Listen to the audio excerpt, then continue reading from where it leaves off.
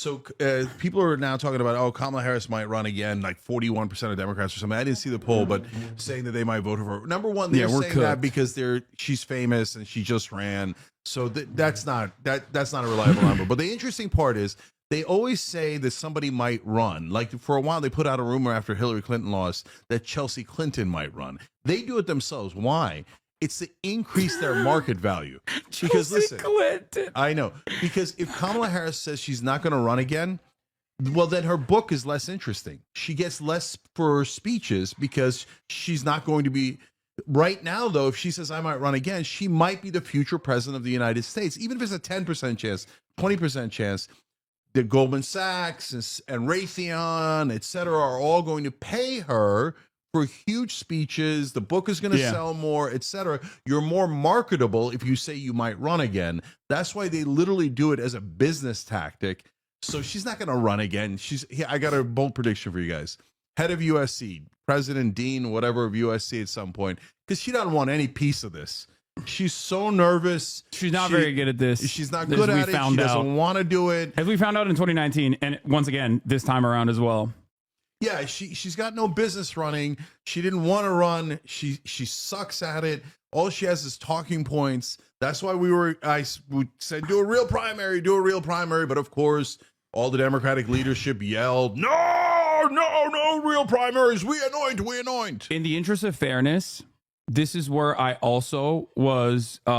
Well, I'll explain my position, but I also said that I think the open primary process would spell chaos and disorder for the Democratic Party, especially so close to the actual election. And I thought because she was a blank slate, that there was an opportunity there to fill that blank slate with actually somewhat good policies. Even if she's not charismatic herself, she could have still, especially after she got locked in with Tim Walz, I was like, oh, this is great. She's going to be forced to like have to defend some of these positions and inevitably maybe even move away from the tack to the right attitude that the Democrats usually have. Of course, I kept warning over and over again, if she does that, she's going to lose. And she did do that, and she lost. But look, here's the thing. But yes, an open primary, I think, would have put forth possibly, I mean, would have put forth a stronger candidate regardless. Yeah. But we also don't know like how chaotic that process would have looked like as well. Who cares? So let's just break it down one by one. You agree that Biden should have withdrawn a year and a half ago? I agree that Biden should have picked a better VP candidate that he knew was going to be the transitional. Can we also like give the right wing a tiny bit of credit here? I mean, they go too far when they say she's just a DEI hire. She was the Attorney General of California. She was a senator from California. She had the was she picked because she was a black woman? Of course she was picked because she was a black woman. I mean, Biden said that was the real reason why she not only picked. I'll take it one step further. It's not even Kamala Harris that frustrates me about that. It's the fact that Biden said that about Ketanji Brown Jackson, who literally is more deserving of a Supreme Court appointment than most of the other Supreme Court justices. And he still the bag up by turning around and being like, oh, yeah, I'm picking a black woman, Jack. And it was nutty because, like, that's the first time we've had a public defender sit on the top court. Like, that was not a DEI hire in the way that conservatives mention it. So do you know that I'm against affirmative action? I've always been against affirmative action. And wait, really? Yeah. And the reason I did not know that. Yeah. The reason is because Ketanji Brown Jackson is an excellent Supreme Court justice who's perfectly qualified. So is Sonia Sotomayor. But the minute that any minority, by the way, including us, gets any position of power, respect, etc., what does everybody do? I just got it because they're black. They just got it because they're this. No, I think that's and you think that's just a right wing thing, but it isn't. It gets into everyone's head. No, I understand where you're coming from, but I respectfully disagree. I think that is like ultimately caving in and capitulating to right wing framing on the issue. The affirmative action conversation has always been a band-aid solution to like significantly more consequential racial dynamics in this country that have never been addressed at all. And I've always looked at things from a class position regardless. And like the real affirmative action is legacy. admissions. 100%. Like, We even have a petition on tyt.com to end legacy petitions, because if you're against affirmative action, you have to be against affirmative action for super rich dudes whose dad went to Princeton or gave Princeton $1 million. Okay. Yeah. George W. Bush going to Yale, you know? Yeah, that's He didn't totally fucking deserve bullshit. to go to And by Yale. the way, you know who else was an affirmative action pick? Joe Biden. Because Yep. Obama picked him because he was an old white guy. He's Yeah, like, old I don't racist, really care. old racist white guy who And by has the like way, gas. you know that with absolute certainty, because in his final list, he had a big list in the beginning, but in the final list, it was only old white men, because they knew they had to balance the ticket because he was a young African American. So let's not pretend that they didn't pick on demographic information. No, but Obama did, and so did Biden. Yeah, but also it doesn't work in that direction regardless, because like obviously the underlying sentiment is that like affirmative action is not the reason why people think black people are undeserving of their position in society. They already thought that, and now they're using affirmative action to continue to compound on that argumentation. But it does compound, and I hate that it compounds because it's not true. I'm more like the process itself in terms of like affirmative action in general, albeit is still, like I said, not a good solution to systemic racism and inequality that persists, and black people being consistently underserved in American society even now. Yeah, even when I recognize that, it's still not like anything that moves the needle in an appropriate direction is fine. Like I don't have an issue with it, especially if it's like, for example, making colleges more diverse in general.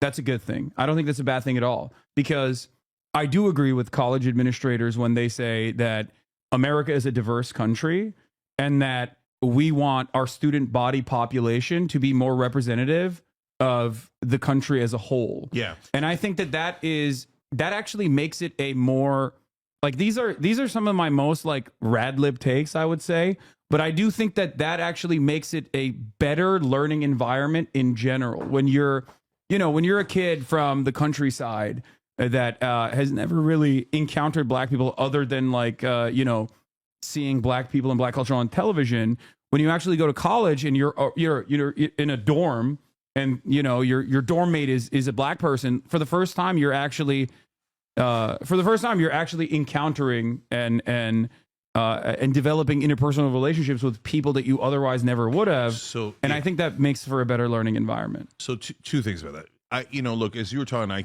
came up with an analogy here. Let's see how it goes. I view affirmative action as kind of a counterproductive Band-Aid on a wound. So the right wing says the wound doesn't exist. No, I think the wound does exist. I just don't think that the Band-Aid is the right solution, right? Because what the Band-Aid is doing is it's covering up the wound and not letting it breathe and not letting it heal. You're a bit of an accelerationist. Okay, so in that regard. Well, it's a very different accelerationist. No, and but I'm not trying to accelerate racism. I'm trying to end racism. That's what pure Marxist-Leninists say about the welfare state. Okay, it's a Band-Aid. It's a Band-Aid continuation of like of. Yeah, but they're wrong. That's a completely different topic. Okay, I'm just saying. So, I got you. So, but in this case, so constantly reaffirming and reaffirming, we should think about race. We should think about race. We should characterize everyone on race. That doesn't help defeat racism. It perpetuates racism. So I think it's a terrible idea. I hate that we view ourselves separately based on different categories: race, gender, sexual orientation, etc. It doesn't mean that there aren't things that are going wrong now. It doesn't mean that there isn't systemic racism. It means that there's a better way to address it. And then in terms of the diversity, look, I would do not affirmative action, but whatever is the appropriate way to put a thumb on a scale, but for acceptance into schools based on class, not on race. And it's not because of class dynamics and I don't want the rich to go to good schools, etc. No, I'm saying that if you came from a poor background, I don't give a goddamn if it's from the hollers of West Virginia or your black kid in the Bronx. If you rose up and got great scores and great grades in a situation like that, you are more likely to be successful. It's not just that it gives you diversity. What it gives you Confucianism pilled. Okay, I'm what pilled? Confucianism pilled. Okay, whatever the that means. Yeah, no, Okay. you wanna yeah, this is once again Jenkins Dengus rise up, you know? You want a Chinese style Meritocracy. pure Yeah. meritocracy, pure meritocratic approach. Now the problem with that is that when you have underserved communities consistently, you got to put your thumb on the scale in a certain place because we don't have true equality of opportunity in this country. And obviously, people like yourself and myself, that's what we're advocating for. Republicans will turn around and bastardize that critique it by saying, you want equality of outcome. We don't want equality of outcome. No, I we definitely want don't true want that. equality of opportunity. And when there's no true equality of opportunity, when black communities are consistently underserved, when you look at the Chicago public school system that is 90% of the state of Illinois' like black and brown student body But class population takes care of that. being consistently underserved, you are getting to a point where people are not being propped up.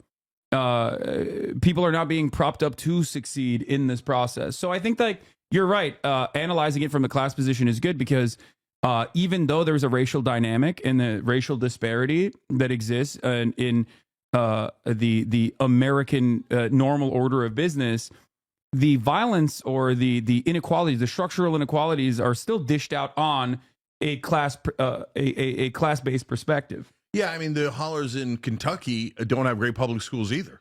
So they also had to overcome a lot, right? So like saying that a black guy at Exeter should get an advantage, but a white kid in the middle of Missouri who's going to a shit public school too should not get an advantage. That makes no sense at all. I don't think that that's what people are advocating for, though. I mean, I don't know. They're I'm not literally advocating for that. 100%. I'm not advocating for Okay. that. I don't know So what that's you why mean. I'm against- I don't think people who are I don't think that like black activist groups are saying like, no, poor white people. Like, I don't. No, but they're saying give an advantage based on race, not class. And I'm saying I 100% disagree with that.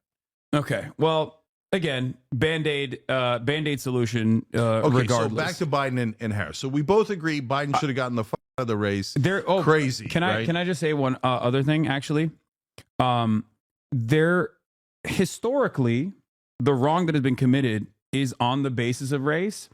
So I think the solution to that problem, albeit should feature a class dynamic, absolutely will have some racialized component attached to it, because you can't right a historic wrong by simply being like, yeah, we're just gonna. So look, this is really important. So let's talk about balance, because in the beginning, when let's take longshoremen or firefighters, they're all white let's say in the South, right, where you've got massive Jim Crow laws. If you deny that and you think, oh no, black people got perfect opportunity in 1940s and 20s and 60s in the South, you're just in a different planet. So there's no point in talking to you, right? So they're at a massive disadvantage, to say the least. They can't get in. And the longshoremen, I get it. Their instinct is, I want to give my job to my son. It's a good job. It pays well, etc. Right? So I want to pass it on to my son. Now, at some point, you have to use affirmative action in the beginning to break through that. Because if you allow that to happen, black people are never going to be able to break through, right? So you've got to, in the beginning, say, look, we're taking action based on race because the discrimination was based on race. But if you do that forever, then you never break the racial paradigm, right? We're always thinking about race and we're always separating based on race. So it can't be forever. It can't be never. So then the question becomes, when do you end affirmative action? And we started in the 1960s. Here we are in 2024. If it hasn't worked by now, I got news for you. It ain't never going to work.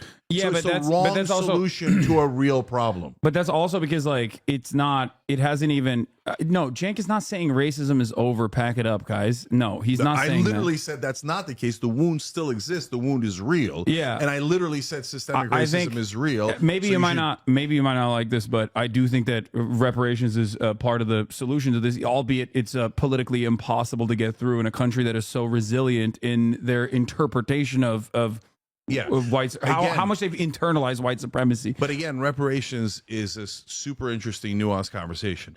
So on the one hand, and I'll give credit to Marianne Williamson here. I thought she phrased it best back in 2020 when she said a debt is owed. And that is actually very literally true. Yeah. So we used the country at large and the country I love. And yes, we came to it much, much later. But that country took advantage of all of that free labor to build what we love and what we now take advantage of and what we came here for, right? So hundreds of years of free labor, no matter what your race is or what your condition is unacceptable. They never got paid Yesterday- for that. It's a massive robbery from African Americans in this country. So I not only acknowledge that, but I'm enraged by it. But now, what are we going to do? If you propose a reparations that's so extreme as San Francisco did, where they're like, oh, any black person can buy a house in San Francisco for $1. What? What? Okay. What do you? I don't even know what you're talking. Hold on. So What are you San talking Francisco about? had this insane thing where they're like, okay, now every white and non-black, including Latinos, including Middle Eastern, Asians, etc., have to give money to black people in this city or in this town where they passed it. Wait, hold Okay, on. Let's so that just is take a look at it. ludicrous. Let's analyze it a little bit because this seems a I'd little love to. kooky. You're going to see how insane it is.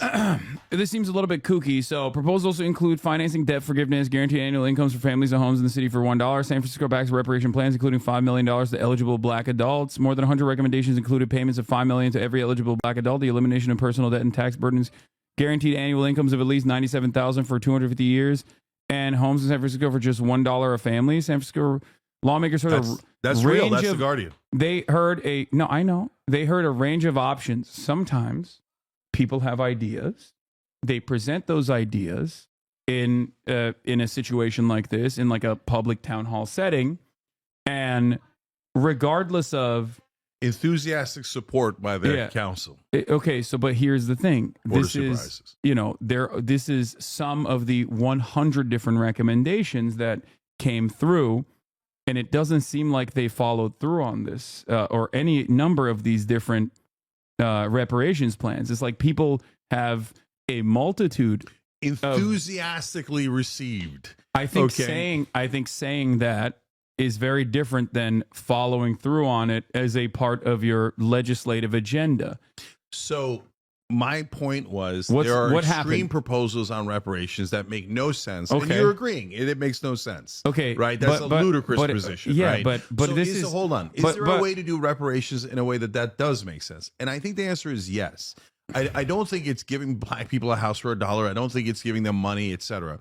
But the new school has proposed some interesting ideas, including, hey, what if we provided tax breaks that would be material in buying housing for African Americans? So, well, okay, that's interesting because now, or you've created a fund that allows them to turn it into an education fund for their children, right? This person also has a good point. We should have a ceasefire in Gaza has also been enthusiastically received by the Biden admin. Didn't mean they did a damn thing because politicians but we're not arguing, guys. If you think it's absurd, great, fantastic. We all agree it's absurd. I don't think that there are I'm sure that there are some people who think this is a fantastic idea and they could get into an academic conversation about it. It's just more so a matter of like the framing of this to make it seem as though like the No, I'm setting the San outer Francisco, extremes, Haas. Yeah, but like, okay, so I'm saying when you say reparations, a lot of people are going to say hell no. A lot of people are going to say hell yes. But my point is, but what are we saying yes or no to? So if you take the most extreme example, I say no, and everybody says no. But it's not I'm agreeing with you. That's not the only proposal. I'm just telling you, New School has proposals that are really interesting about, hey, what if it was directed towards education or housing? We promised 40 acres and a mule, and we lied. We never gave them the 40 acres and a mule. Yeah, only reparations were given to slave owners, as a matter of fact, for lost revenue off of the freed African men and women. Yeah. So you see what I'm saying? That you could do it in a way that where middle America goes, oh, I get it. That sucks. That was an injustice. And we're trying a small thing here to make up for the injustice so that it at a minimum, symbolically, to say, thank you, brothers and sisters, for putting up with this. Like, I know you didn't do it voluntarily, but you helped build this country and we appreciate you. So get on a page where we understand each other and appreciate each other instead of framing it as I'm taking from you. You owe me and I'm taking from you, right? So that perpetuates a wrong cycle. Whereas but in order to do that, Haas, last thing on it is you've got to have like truth and reconciliation, just like South Africa did. Here's all the shit we did. South Africa's, South Africa's Reconstruction period also was not a great. But truth and success reconciliation was excellent. So that portion of it was great because they said, Here's all the terrible things we did. Guys, it doesn't mean that white people today are racist. It doesn't mean white people today are awful. It doesn't mean all white people are the same. It doesn't mean any of that. What it means is in the past, there were terrible things that were done. And here's us trying to make up for it in some small way that the country agrees to and we're all on board for. And sincere apology and a sincere thank you. And now, from now on, let's move forward. Let's move forward.